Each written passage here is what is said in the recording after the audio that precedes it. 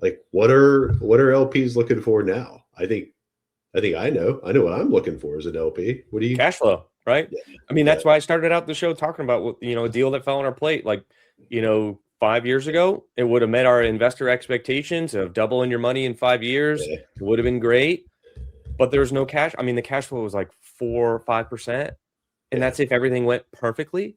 And it's just not enough. Like, people are like, well, if I'm only getting 5% cash flow, why don't I just stick it in a CD? CD. Yeah, And it's like, well, there's a big equity play here. And a lot of this, I'm not going to lie here, a lot of the sentiment has been, well, I invested in a lot of deals that were supposed to have big equity payouts on the end, and none of them are happening now. And it's like, yeah, that's a fair conversation too. But what you can't argue is that when you're buying a property, the rent roll is what the rent roll is day one.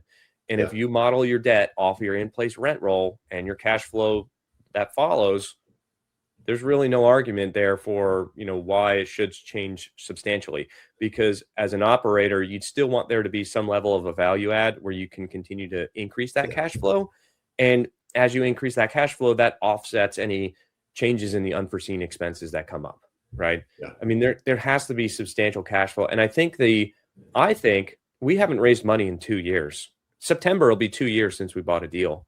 Right. And I think that the conversations when we do get something under contract now is, we're not shooting for doubling your money in 5 years. We're shooting for 7-8% consistent cash flow over 5 to 7 years.